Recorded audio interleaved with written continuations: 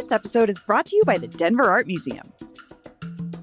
Immerse yourself in the stars we do not see, Australian Indigenous art, the largest display of Australian Indigenous art ever presented in North America, now on view at the Denver Art Museum.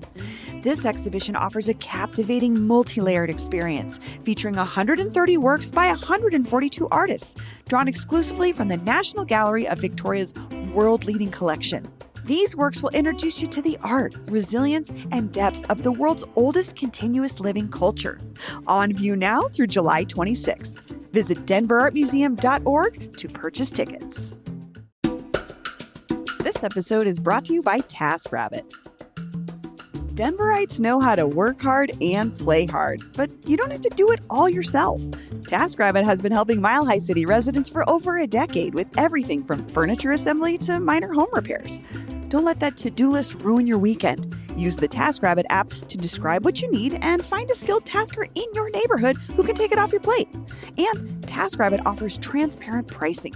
You'll see the hourly rate up front, which includes the tasker's rate and the service fee, so there's no surprises at checkout. Download the TaskRabbit app or visit taskrabbit.com today to get those home to-dos crossed off. Welcome to CityCast Denver. I'm Bree Davies, and here's what Denver's talking about.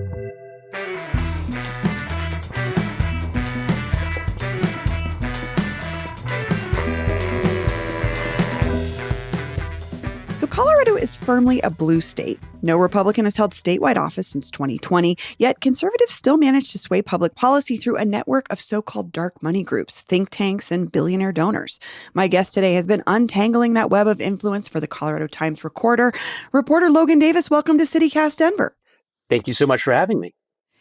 Logan, can you explain why you wanted to look into this issue this year? Yes, I am deeply obsessed with systems, right? And I think politics gets interpreted through an individual or personality lens a lot. And there is a lot to that, especially in a democracy that's kind of baked in. But ultimately, who the people are, what they're saying, what they're advocating for, there are much larger forces and systems dictating and influencing that. And understanding how those work in Colorado, what they are, where the money's coming from, where it's going, is a long-term fascination for me. I first mapped out this network we're talking about for the ACLU several years ago, and then have sort of kept updating. And then over the last year, particularly heading towards a lot of the ballot initiatives these groups are sponsoring this year, I felt that getting this information public was pretty important. We're going to get into those ballot issues in a little bit. But before we go any further, I have to ask what your motivation is here with this reporting. Look, Colorado Times Recorder is an openly progressive outlet. We are nonpartisan in that we don't answer to either party, and I think frequently annoy both. But you look at what we choose to cover. Dark money is one of the big things that we do write about.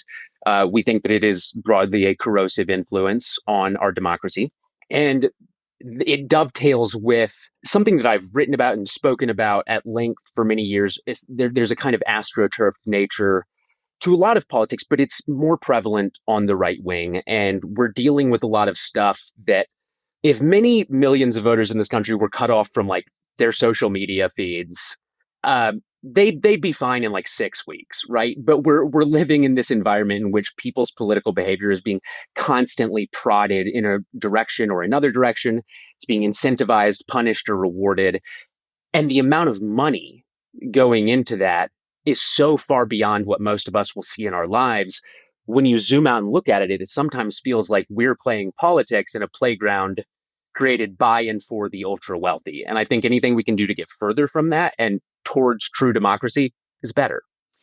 Before we move forward, I would love for you to, how do you explain what dark money is? Because I feel like it's a term that gets used a lot, and it kind of depends on the context and who's saying it. But when you're saying you're looking at this and you're thinking about the dark money aspect, what is dark money to you?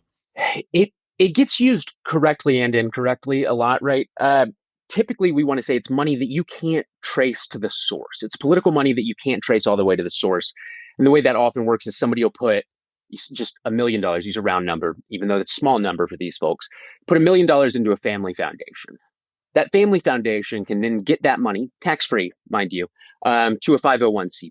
That 501c4 can use it on some direct political messaging or can move it through to a political committee, which can then use a billionaire's tax-free $1 million to run program, to send mailers, to run television ads, etc. That's kind of the bluntest version, is it applying directly to a campaign, but it goes through different intermediaries and it gets obscured. The Koch brothers really, RIP to one of them. The Koch brothers really kind of perfected this, and the entity that they were instrumental in is called Donors Trust. Donors Trust is a black box. It's what's called a donor directed fund. And it means that, say, you're a Koch brother, you give them $1 million and you say, this is where I want that $1 million to go. Nobody ever has to report that your $1 million went where you want it to. Donors Trust sent $1 million to a certain organization. It can never be linked to you, even though your money goes in one side and more money comes out the other side. You can't say definitively this was hypothetically Phil Anschutz's money. That's hard. Okay. So you've touched on a lot of different things involved in this network that you have been sort of digging through. And a lot of it revolves around this one person and this one organization he runs, which you've called, quote, effectively the shadow GOP. And for the record, we have invited him on the podcast before. He has not responded. Who is Michael Fields?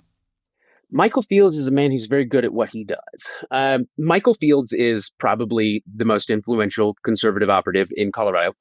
I only said probably because I was going to say most influential conservative, and his donors are, in fact, more influential than him. But Michael is incredible at what he does. He first came onto the scene in, I believe, 2014. He ran in a Republican primary for the district that is in Highlands Ranch, and he lost by like 40 points to Republican Jack Tate, who then goes on to serve in the legislature. Michael, from there, ends up kind of getting pulled into the Koch world. He works for Americans for Prosperity and some of these other big right-wing donor-directed organizations. And it's through AFP that he really rises to prominence as the state director here in Colorado. And then moved through, there was Colorado Rising Action. He has this interregnum in a few different organizations that were basically early efforts at creating Advance Colorado. And then by 2021 emerges at the top of Unite for Colorado, which is now Advance Colorado, but is actually still on paper Unite for Colorado. Yeah. And what is Advance Colorado again? Advance Colorado is what we are calling the shadow Republican Party. It is, it's easily the most influential conservative organization in the state, and it was built effectively to replace the Colorado Republican Party, not on paper, right? You need the Colorado Republican Party for Republicans, but they don't win anything. They've been mired in dysfunction. They just kicked out their like third chair in a row. And the chair they might be bringing in is Joe Oltmann, who's a guy who's threatened to hang at least a few of us. So things aren't going great for the Colorado Republican Party. And the serious billionaire class, that's not particularly helpful for their interests. And so what they needed was Republicans are not getting votes in Colorado these days, which means you're not going to have enough Republicans to say, cut taxes for you. So you need to figure out other ways to do that. Advance Colorado is basically the answer to other ways to do that. And they lean primarily on ballot initiatives as their mechanism. But basically, Advance is this clearinghouse for well-funded conservative pushes in Colorado across crime, energy, taxes, all sorts of other things.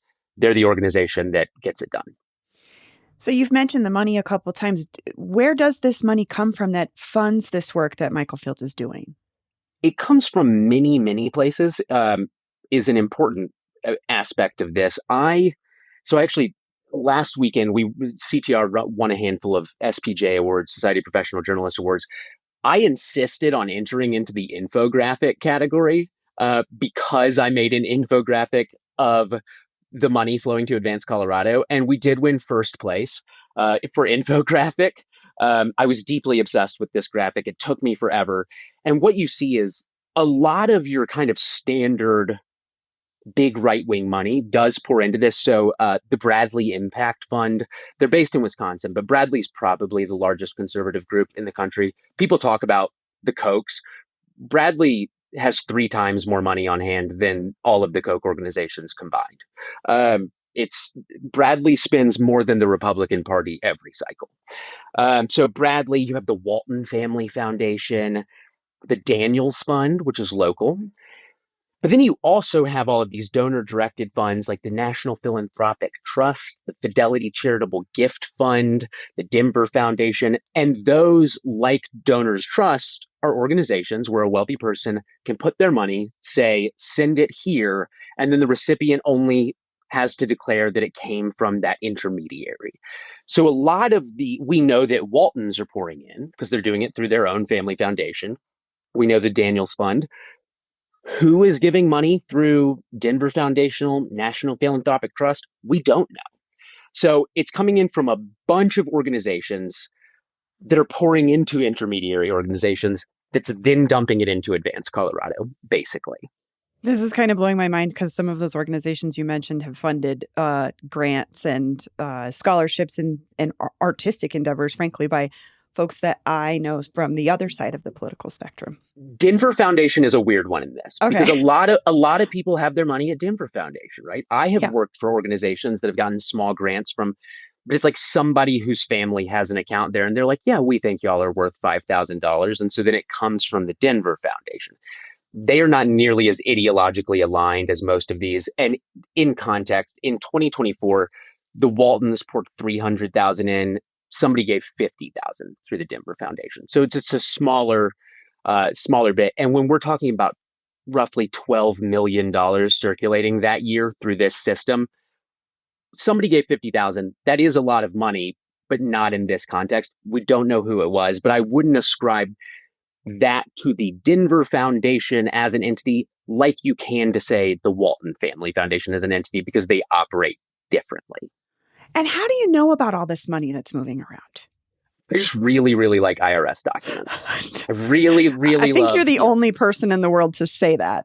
I was raised by an accountant or a financial professional, and I think she never thought that that was something I was going to be interested in. And it's not, right? But I love a tax document because everything on it is either true or illegal, right? You have either given me a completely true glimpse into your organization, or you have committed a federal crime in filing a false tax document, right? So it's just this really high value source of information. And it took me months and months and months. And because of changes in how Section 501 works during the first Trump administration, 501c3s no longer have to disclose their donors, which makes this a lot harder, but not impossible.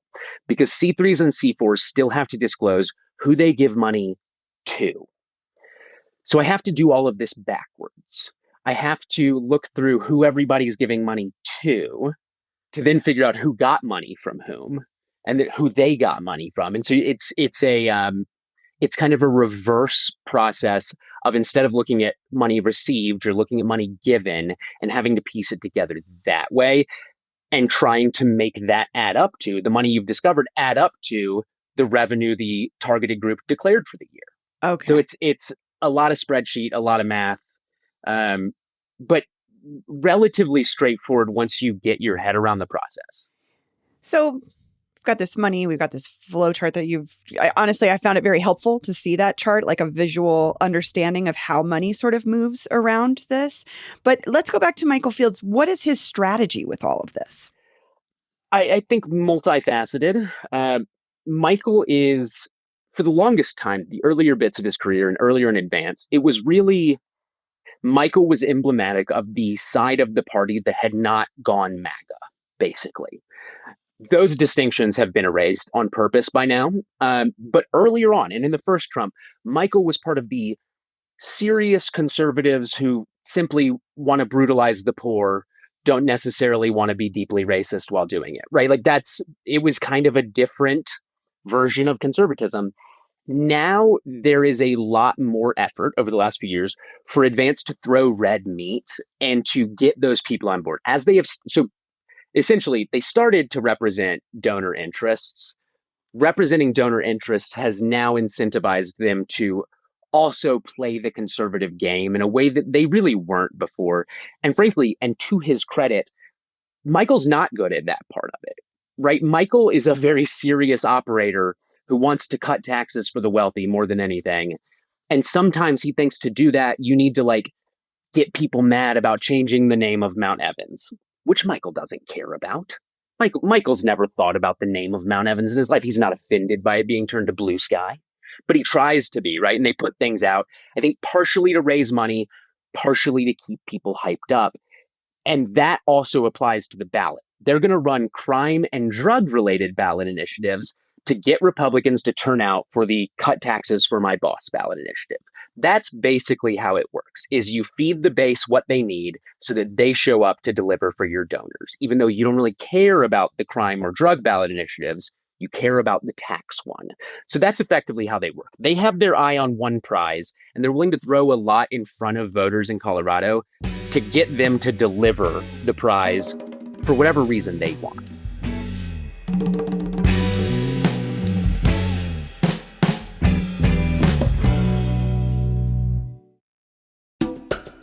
This episode is brought to you by the Choir League.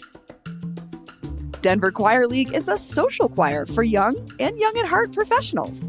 The Denver Choir League invites you to join them for a one-night-only performance of Rebel, Rejoice, Repeat. This will be a soul-igniting evening of song in partnership with Lonnie Norwood and the extraordinary Uniting Voices Chicago Youth Choir. The event will also feature a stellar lineup of musical talent, including brass players from the Denver Municipal Band. You'll hear stirring spirituals, freedom songs from South Africa, a beloved gospel anthem, and other musical surprises that invite everyone to lift their voices. This will be an unforgettable night that will move your heart and raise your spirits. The performance is on Friday, May 15th at the Central Presbyterian Church. Doors open at 6:15, performance is at 7, and there'll be a cash bar. Grab your tickets today at centraldenver.com/concerts. That's centraldenver.com/concerts. This episode is brought to you by MultiPass. Founded by event hosts for event hosts, MultiPass is the platform to sell tickets and memberships and build a connected local audience. When you sell tickets through MultiPass, your crowd can utilize the unique community chat feature that unlocks post-RSVP.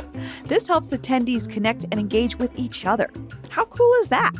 Plus, MultiPass solves cash flow issues with same-day payouts and has revenue-sharing tools built in, which automatically splits ticket revenue between producers, performers, and promoters.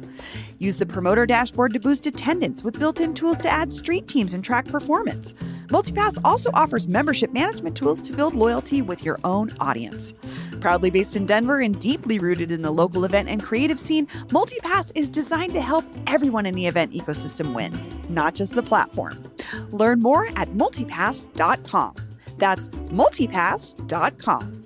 Okay, so you brought up these two ballot issues, which I do want to name a little bit more clear because folks will be voting on this in November. So one of them is to increase jail time for fentanyl possession, and then the other would allow local law enforcement to work with ICE and other federal immigration enforcement. Why these? So can you I want you to explain more why these are the two issues that Michael Fields is focusing on to rally the base, I guess, or I don't know. Explain that a little bit more. Well, I'd say what's important is that they're not. Advance has gotten 2 on the ballot already.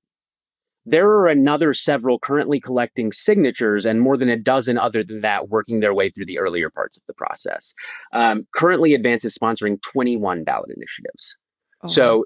2 is just what they've gotten on already. And that's fentanyl and forcing local law enforcement to cooperate with ICE, which is also, I spent this morning speaking to a man who was deported from Colorado last year. He spoke to me from Michoacan. I'm doing a lot of ICE work as well. So that's another topic for Michael and I to discuss someday.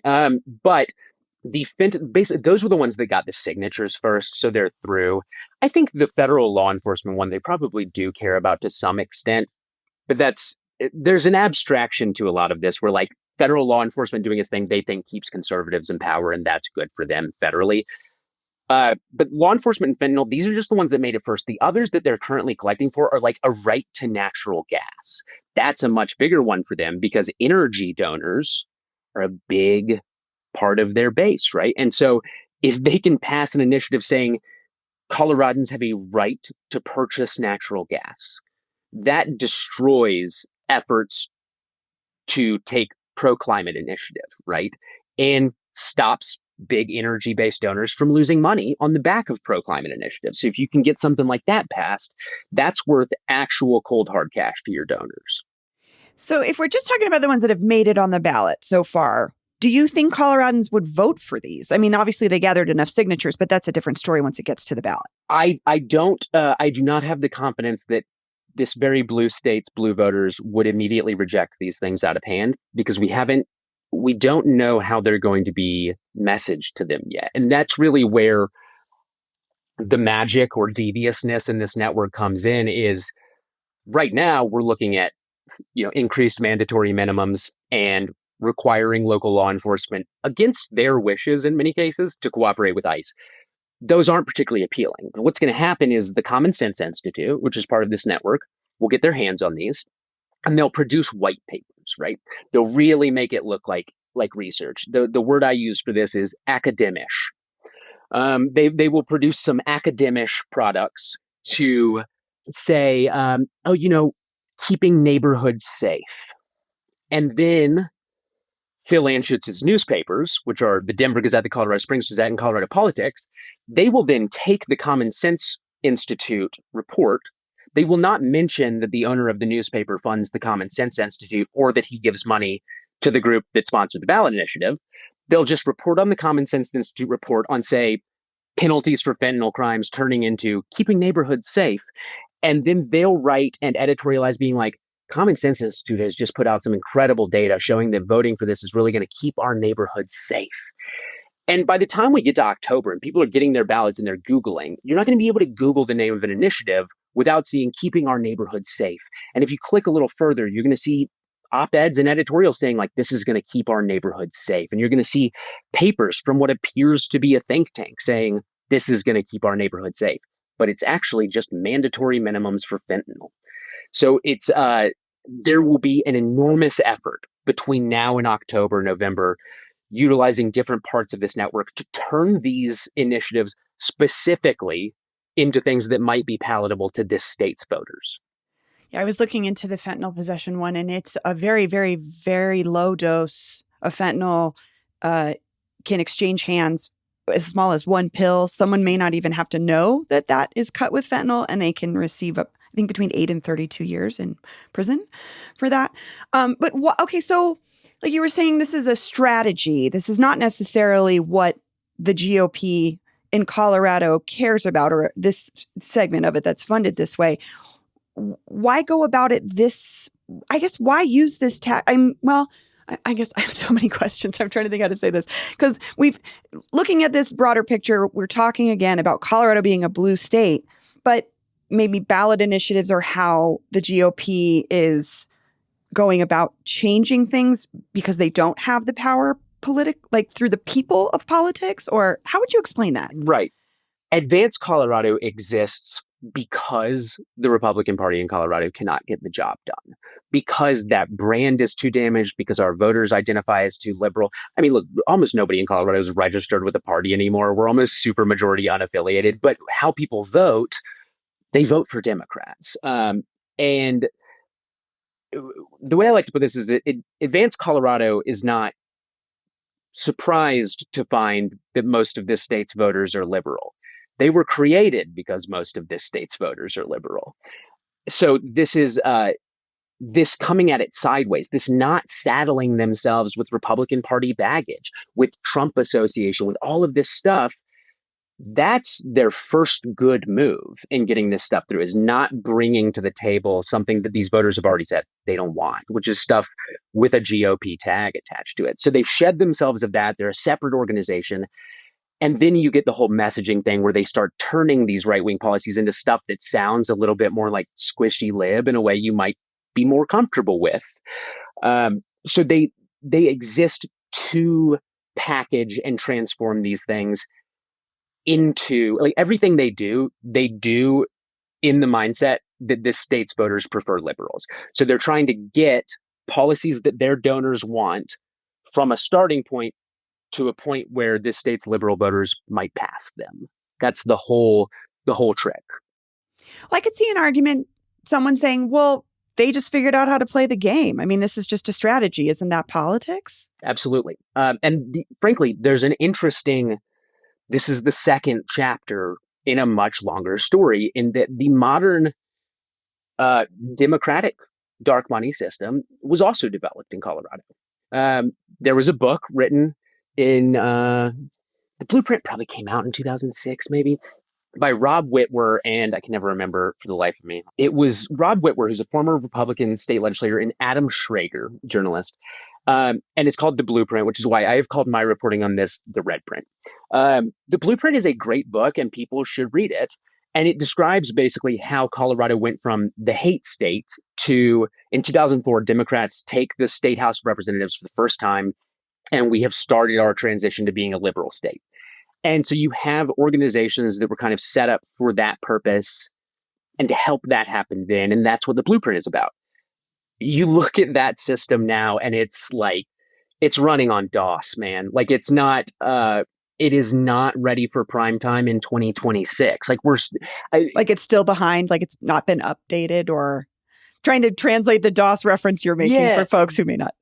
Democrats are obviously winning in Colorado. So like something's going okay, but there's often, when we point out this Republican dark money machine, there's often this push to say like, oh, well, didn't Democrats do the same thing? And the answer is effectively yes and no. 22 years ago, a different sort of system was created and had some effects before Citizens United, before mass adoption of the internet.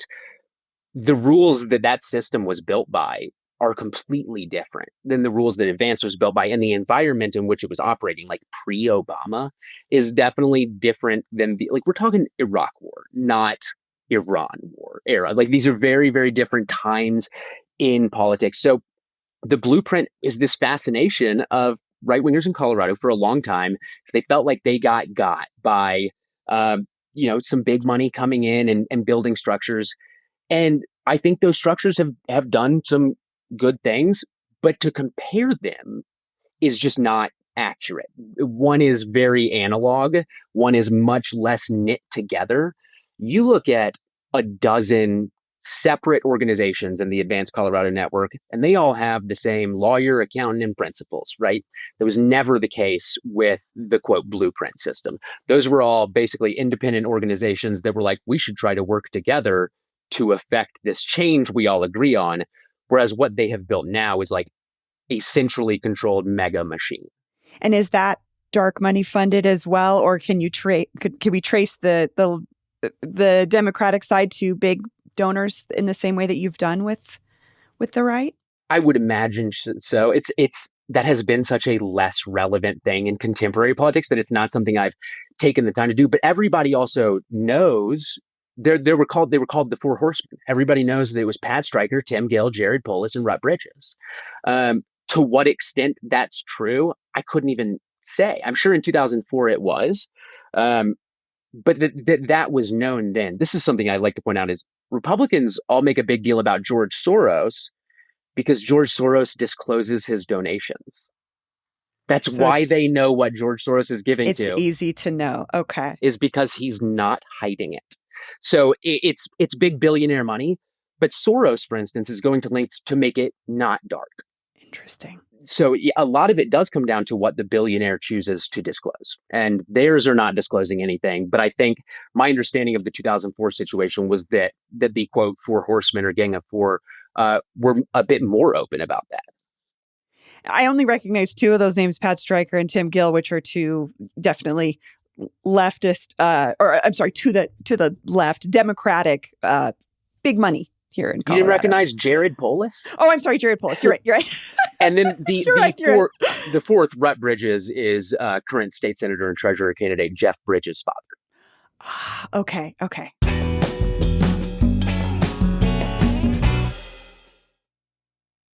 Let's move back to your investigation, looking at the Red Print side of things. After all of this work that you've done, all of the digging you've done, where do you think the power really lies? Yeah, this is something I've been kind of fighting inside the left for a year. Is there's a faction of people who thought is more that Michael was. A lot of us got used to Michael being a staffer for a long Michael time. Fields. Okay. And I think some people are still under the mistaken impression that that's what Michael is, that he's just doing his bidding. I think the dynamics have changed enough. I think Michael, again, his donors are in charge, but nobody's calling the shots that Michael is taking other than where the money's coming from. There used to be more, there was a guy named Josh Penry who runs the 76 group. His people are kind of, there's this revolving wheel of consultants that keep all of this propped up. I think it used to be the case that Michael would need to go to Penry if he wanted a contract, but we firmly live in an era in which Penry needs to go to Michael if he wants a contract. We have really watched Advance and Michael become the center of gravity for right of center politics in Colorado. But Michael's not going to do what his donors don't want him to do. So ultimately, the people filling those bank accounts are in charge. But I do firmly believe that Michael Fields is in charge of what is then done with that money. This is interesting to think about because, of course, it's much easier to point a finger at a billionaire and less so at maybe somebody who's just behind the scenes making the things happen. And I have to say, I don't hear a ton of folks talking about Michael Fields, not that he isn't talked about or reported on by any means, but this is so interesting. So even though he's not the money, it seems to you the power lies mostly with him because he's moving the pieces. And he's the link to the money. Okay. He's not the only link to the money. So we know Michael is a huge part of it, but then we know Bill Owens has been involved with Advance from the beginning as well. It's the only Republican governor Colorado has had in the last half century or so. And we know that we have been led to believe that he bundles from a number of large property developers in the state and is that he's bringing their checks to Advance. We know one of them is Terry Considine, who's a local developer who was also one of the original kind of disclosed donors to Advance when it came out and is a longtime Owens pal. So Owens is another link to the money in addition to Michael. But if you, say, are a Republican consultant in this state and you get on the wrong side of both of those guys, you need to move. You're not going to get work. You're not going to get enough work because all of the money is going to flow through Michael and Owens into Advance and then sort of out where it goes. So I do think it bears noting that Michael Fields is incredibly intelligent and incredibly good at what he does. And, this network has plenty of smart and talented people in it. Frankly, Katie Kennedy, who runs all the finances, is also incredibly good at what she does and was my treasurer on a city council race like a decade ago, really, really randomly. I inherited her when I took over the race, but she's very good at what she does. So there's like serious competence going on. It's not just the connections that probably helps cement the money, but Michael's the best at this in the state. There's an unfortunate kind of meritocratic aspect of Michael being at the top of the pile right now. He's better than these other guys. We were all beating Josh Penry for years without breaking a sweat. Michael Fields is a real competitor. Why do you think that they have chosen this path versus, say, like you mentioned it, the GOP, the party itself, they've had struggles. I mean, PR-wise, it's been not great looking. Like you said, this multiple changing out of chairs of the party. Why do you think this group of we're talking Anschutz, Coors, the Waltons, or I'm not sure who the other big one is. And then these players within it, the Bill Owens and the Michael Fields of the world, why are they going this route maybe with the ballot versus trying to find better candidates to, I don't know, take back the party? I don't know if that's the right way to phrase it. No, it is. There's a Republican primary math problem, basically. They have hit this era nationally in a lot of ways, and I think people will think of their own local examples, but very much here where if you can win a Republican primary, you cannot win a general election, right? You have to be like QAnon, fire-breathing bonkers to win a Republican primary in this state these days, which is why currently, I mean, statewide it might be a little better, but we're currently looking at Barb Kirkmeyer, one of the most normal Republicans in the state, running for the gubernatorial nominee against two bonkers Christian nationalist ministers, one of whom preaches with a sword and the other whom claims to have rescued people from ISIS despite there being no evidence of that. So, are we talking Victor Marx and Scott Bottoms? Is that correct? Scott Bottoms has the sword. Victor Marx is the one who definitely did not actually rescue people from ISIS. Okay.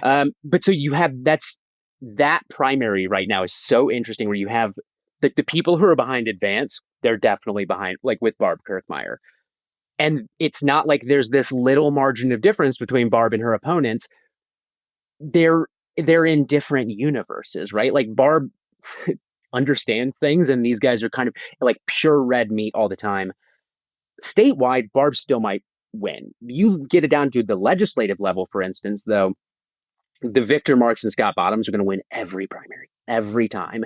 And so the folks who the Republicans are sending to general elections at the legislative level and these lower than state level here, they're getting blown out of the water in districts that used to be competitive. Speaking of Jeff Bridges again, in 2018, I think was the first time we were like, oh, they're in trouble. HD3 in the South Denver area was a long time battleground.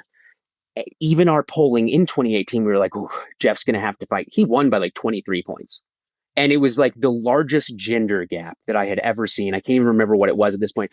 But what was supposed to be a tight race ended up being a more than 20-point race with women going for Jeff by like 50 points or something. And we were like, oh, that's not what usually happens. So we saw the cratering happening for whatever reason or combination of reasons. Trump, national headwinds. You have to be a real interesting character to get through a GOP primary in Colorado these days. And then it basically prevents you from winning a general election. So retaking the party would have meant getting in bed with a lot of folks who are not the same kind of conservative as the advanced folks, tax bracket wise. And it also would have been a much more uphill battle. And even without those legislators, Michael and Advance have still gotten our Democratic controlled legislature to cut their boss's taxes a bunch of times. So I want to pull back right before we go and look at the narrative of Colorado. Like, we're technically a blue state. We're often brought up as this sort of liberal stronghold, right? I mean, we're looking at the DNC, this is the narrative about Colorado. But what do you think about all of this that you've uncovered? What does that say about our state politics? It's interesting. For a long time, we really clung to the purple state label. And I think part of that, for a few years, it's because that was true. For another few years, it's because folks didn't want Democratic donors to dry up. Right? No, we're a purple state. We definitely still need your money. And I get that, right? And I think people weren't the people who had gone through red to purple, of course, were the last to be comfortable saying, okay, we're blue now. But we are. Nobody's disputing it. But we have always had a weird kind of permanent geographic divide in the way a lot of states simply don't, right? We have Colorado Springs, which is going to stay Colorado Springs, but, is changing a little. Those demographics are changing, but it's one of the densest pockets of conservative voters in the country. It's an evangelical mecca. It's where Focus is. Focus on the family, yes. Yeah. There's tons, and Charles Koch lived there as well for a long time. There and founded a number of organizations there. So there's a ton of institutional money and heft for conservatives still based in Colorado, particularly in Colorado Springs. But then we have this other problem where the Plains conservatives, the Front Range conservatives, and the Mountain conservatives are not really all the same kind of conservative. Mountain conservatives have traditionally been significantly more libertarian, right? Like they would love to be left alone and never taxed, right? Like that's kind of that. And on the Plains, there's a lot more agricultural interest in, you want small government, but you also need corn subsidies, like badly, right? And then you get the kind of focus on the family crowd in the middle.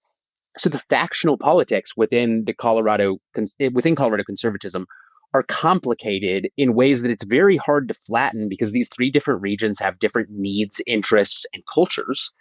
So we are, as we continue growing a Front Range megalopolis, right? I imagine we're going to get bluer and bluer, but there are places that are never going to stop being red. And I think that's both fine and something to keep in mind, right? Like there are pockets in the mountains and pockets of the plains where like, that's not for us. That's not going to be ours. So things don't flatten in the way that's, I would imagine Kansas's geography is relatively amenable to like statewide issues being pretty applicable statewide. But here it's like, is it water? Is it agriculture? Is it agricultural water? Is it growth and development? It's all over the place. That's making me think about the climate and geography of it all in relationship. Yeah. Well, this is so fascinating. Logan, thank you so much for joining me. Thank you all for having me. I really appreciate it. That's all for today here on CityCast Denver. If you enjoyed this show, why not take a minute to tell President of Advanced Colorado, Michael Fields, about us? Rate the show wherever you get your podcasts, follow us on Instagram and TikTok, and subscribe to our morning newsletter at denver.citycast.fm. And hey, thank you so much to our new neighbors, Nick T, Dean E, Christine W, Louis C, Annie B, and Miranda M, who just joined our membership program. You can support this show and get great perks by becoming a CityCast Denver neighbor today at membership.citycast.fm. We'll be back tomorrow morning with more news from around the city. Bye-bye.